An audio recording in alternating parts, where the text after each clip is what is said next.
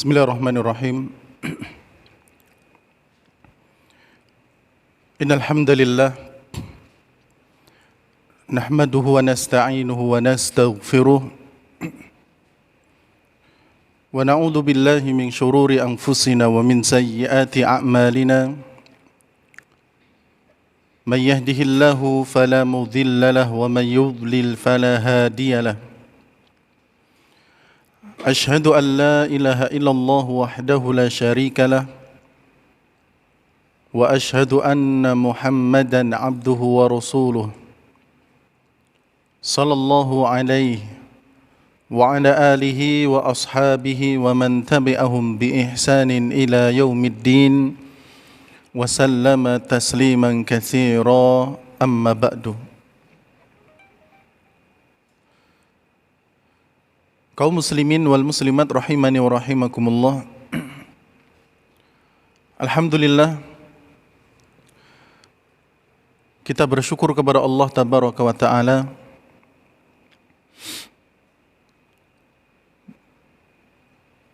yang masih memberikan banyak nikmat kepada kita, yang hendaknya nikmat tersebut kita gunakan untuk beribadah, kita gunakan untuk memperbanyak amal soleh, kita gunakan untuk mendekatkan diri kepadanya sebagai bentuk rasa syukur kita kepada Allah Subhanahu wa ta'ala. Salawat serta salam semoga tercurahkan kepada suri tauladan kita Nabi Muhammad sallallahu alaihi wa ala alihi wasallam. Kaum muslimin wal muslimat rahimani wa rahimakumullah. Pada kesempatan kali ini kita akan kembali melanjutkan kajian kita, kajian As-Sirah An-Nabawiyah,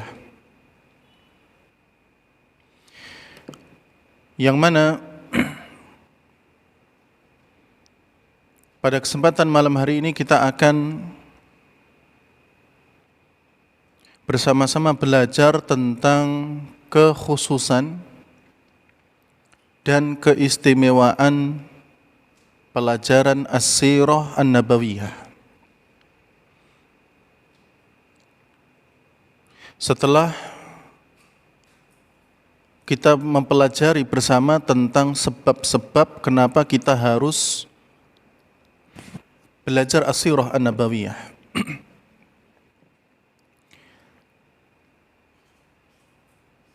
maka tentunya dengan mengharap pertolongan dari Allah Tabaraka wa Ta'ala, kita diberikan kemudahan untuk membahas dan mempelajari bersama-sama tentang As-Sirah An-Nabawiyah, yakni perjalanan hidup Nabi kita yang mulia, Nabi Muhammad sallallahu alaihi wa ala alihi wasallam. Kaum muslimin wal muslimat rahimani wa rahimakumullah. Tidak diragukan lagi bahwa sejarah hidup Nabi Muhammad sallallahu alaihi wa ala alihi wasallam adalah sebuah ilmu yang sangat agung dan juga mulia. Karena yang dibahas di dalamnya adalah kehidupan manusia pilihan Allah, manusia terbaik, manusia yang Allah Tabaraka wa Ta'ala pilih bahkan menjadi sebaik-baik Nabi dan Rasul.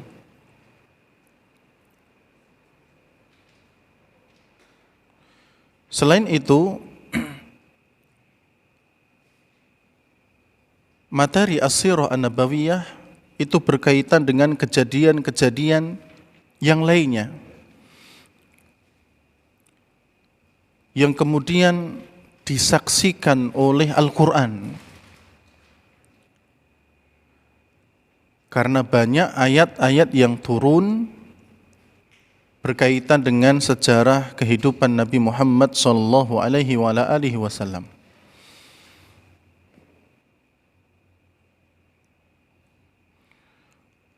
Sehingga kaum muslimin wal muslimat rahimani wa rahimakumullah, as-sirah an-nabawiyah, perjalanan hidup Nabi sallallahu alaihi wasallam, bukanlah ilmu tentang kisah semata.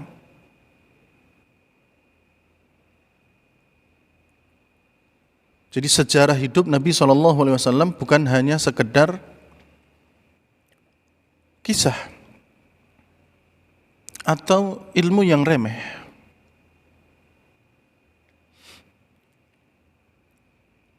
Karena tentunya kehidupan Nabi SAW dipenuhi dengan pelajaran, hikmah, dan suri tauladan yang patut untuk kita tiru. Kaum muslimin wal muslimat rahimani wa rahimakumullah, lalu apa saja kekhususan dan keistimewaan dari pelajaran as-sirah an-nabawiyah? Yang pertama,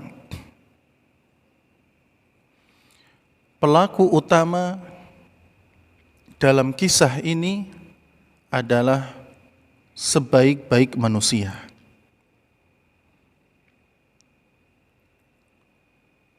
Jadi pemeran utama dalam kisah ini adalah sebaik-baik manusia. Allah tabaraka wa ta'ala angkat penyebutannya di antara manusia. Ya, kalau kita lihat nama Nabi kita Muhammad sallallahu alaihi wasallam di dalam Al-Quran misalnya,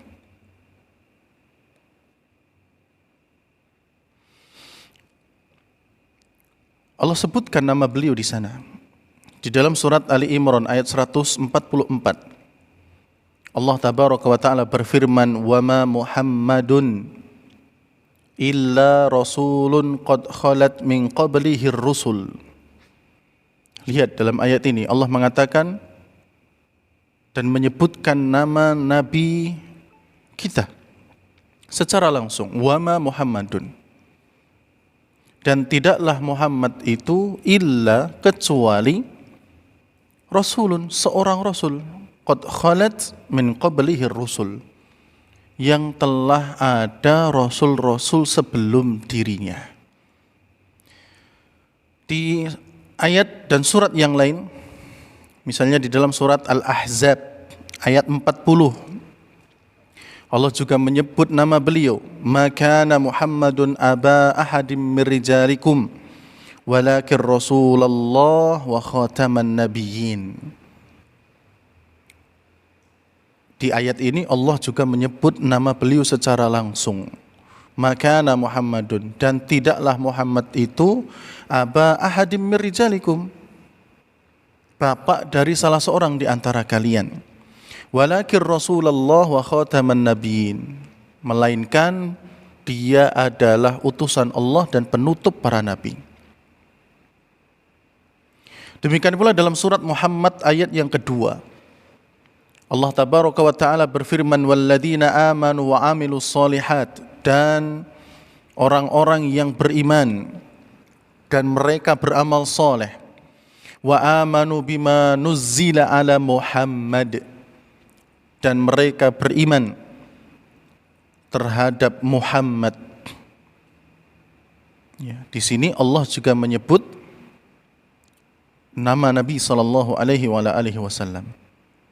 Demikian pula dalam surat Al-Fath ayat 29 Allah mengatakan Muhammadur Rasulullah. Muhammad itu adalah utusan Allah tabaraka wa ta'ala. Jadi pemeran utama dalam as-sirah an-nabawiyah adalah sebaik-baik manusia yang Allah sebutkan penyebutannya di antara manusia. Bahkan tidak cuma dalam Al-Quran. Ya, di dalam kitab-kitab terdahulu pun nama Nabi kita Muhammad sallallahu alaihi wasallam telah disebutkan. Beliau sudah dikenal oleh orang-orang ahlul kitab. Sehingga Syekhul Islam Ibn Taimiyah rahimahullah, beliau pernah mengatakan, berita-berita tentang ahlul kitab yang mengetahui sifat-sifat Nabi Muhammad SAW dalam kitab-kitab mereka, ya, di dalam kitab-kitab mereka terdahulu adalah mutawatir. Jadi ahlul kitab, orang-orang Yahudi dan Nasrani, mereka sudah lama mengenal Nabi SAW, bahkan sebelum beliau diutus. Beliau, Syekhul Islam Ibn Taimiyah juga mengatakan, aku sendiri pernah melihat sebagian kitab Zabur yang di dalamnya disebutkan kenabian Muhammad dengan menyebutkan namanya langsung. Ya, jadi tidak cuma hanya di Al-Quran, lebih dari itu disebutkan di dalam kitab Taurat dan Injil, bahkan juga disebutkan dalam Zabur. Jadi penyebutan Nabi SAW sebagai manusia yang terbaik telah lama dikenal sebelum beliau diutus.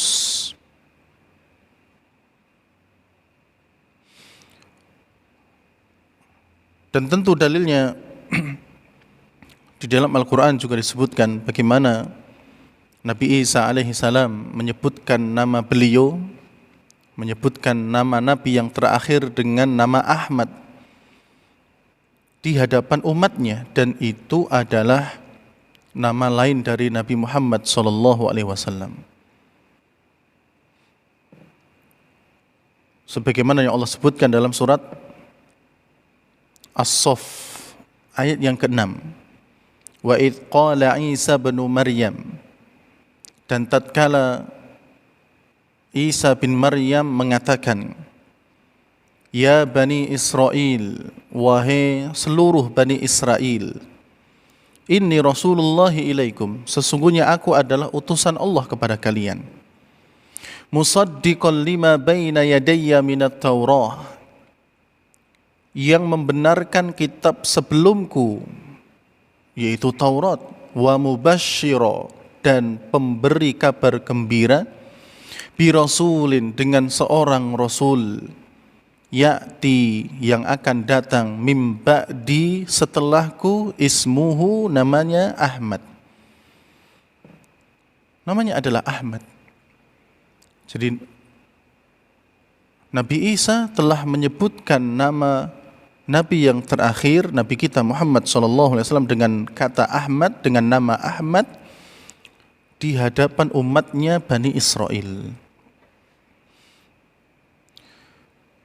Kemudian kaum muslimin wal muslimat rahimani wa rahimakumullah, selain nama beliau disebutkan di kalangan manusia, beliau juga adalah manusia yang Allah tabaraka wa ta'ala mengajari adab dan akhlak kepadanya. Sebagaimana dalam sebuah riwayat Nabi mengatakan, addabani Rabbi wa ahsana ta'dibi. Addabani Rabbi, Allah atau Rabbku telah mengajarkan adab kepadaku, dan Rabbku telah memperbagus dalam mengajarkan adab itu kepadaku. Jadi Nabi SAW, adab dan akhlaknya diajari oleh Allah tabaraka wa ta'ala. Kemudian selain itu, beliau, Nabi kita Muhammad SAW, juga merupakan penghulunya anak cucu Adam. Ya, Nabi pernah mengatakan, ana sayyidu waladi Adam, aku adalah penghulunya anak cucu Adam. Dan hal-hal lain terkait kemuliaan beliau, Ya, oleh karena itu pemeran utama dalam As-Sirah An-Nabawiyah adalah sebaik-baik manusia. Kemudian yang kedua, di antara kekhususan dan keistimewaan pelajaran As-Sirah An-Nabawiyah adalah tingginya sumber sandaran dalam pengambilan kisah kehidupan Nabi sallallahu alaihi wasallam. Disebutkan tingginya sandaran karena yang menyaksikan peristiwa kehidupan beliau adalah Al-Quran. Siapa yang tidak kenal dengan Al-Quran?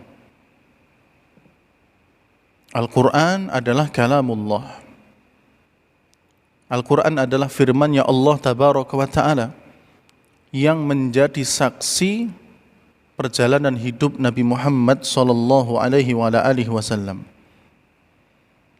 Jadi Al-Quran benar-benar berkisah tentang beliau. Ya, berkisah tentang beliau dan juga kejadian-kejadian yang beliau alami, baik dalam hal peperangan maupun dalam hal sifat-sifat yang Nabi kita miliki. Ya, terkait dengan peperangan misalnya, ya, di dalam kitab Ar-Rahiq Al-Makhtum disebutkan bahwa ada 60 ayat dari surat Ali Imran yang berkisah tentang perang Uhud. Ya, jadi di surat Ali Imran ada sekitar 60 ayat. Dari awal tahapan perang Uhud sampai ujung dari peperangan ini. Ya, nanti bisa dilihat dari ayat yang ke-121. Ya, seterusnya sampai ayat 179 dari surat Ali Imran, berkisah tentang peperangan Nabi SAW. Belum lagi peperangan-peperangan yang lain seperti perang Badar, kemudian juga ada perang Khandaq, bahkan juga penaklukan Mekah. Ya, semuanya disebutkan dalam Al-Quran. Karena memang Al-Quran menjadi saksi perjalanan hidup Nabi SAW. Demikian pula tentang sifat-sifat beliau. Ya, juga disebutkan di dalam Al-Quran. Kemudian yang ketiga, kaum muslimin wal muslimat rahimani wa rahimakumullah, di antara kekhususan dan keistimewaan pelajaran As-Sirah An-Nabawiyah adalah sirah Nabi SAW adalah sirah atau kisah yang paling detail dan terperinci. Ya, jadi kalau kita belajar kehidupan beliau benar-benar terperinci. Sebelum beliau lahir juga disebutkan kisahnya. Mendekati lahirnya beliau juga disebutkan kisahnya. Lahirnya beliau, setelah lahirnya beliau, ya, sampai sakitnya beliau dan wafatnya beliau pun disebutkan dalam materi As-Sirah An-Nabawiyah. Ya, kalau kita bisa melihat sebelum Nabi dilahirkan ada peristiwa Raja Abraha yang ingin menghancurkan Ka'bah dengan tentara gajahnya. Ya, kemudian ketika lahirnya beliau terjadi peristiwa-peristiwa yang luar biasa. Ya, padamnya api orang-orang Majusi. Kemudian bergetarnya tiang-tiang kerajaan. Kemudian setelah lahir, beliau berada di kabilah Sa'ad bersama Halimah As-Sa'diyah radhiyallahu taala anha dan keluarganya selama 4 tahun. Setelah itu kembali ke pangkuan sang ibu. 2 tahun berikutnya di umur 6 tahun sang ibu meninggal. diasuh oleh sang kakek. Tapi di umur 8 tahun kurang lebihnya sang kakek meninggal. Barulah kemudian diasuh oleh sang paman, yaitu Abu Thalib. Ya, di umur 12 tahun pernah dibawa ke Syam untuk berdagang. Ya, umur 15 tahun atau umur 20 tahun terjadi perang Fijar. Ya. Kemudian di umur 25 tahun beliau menikah dengan Khadijah. Di umur 35 tahun terjadi renovasi dan pembangunan Ka'bah.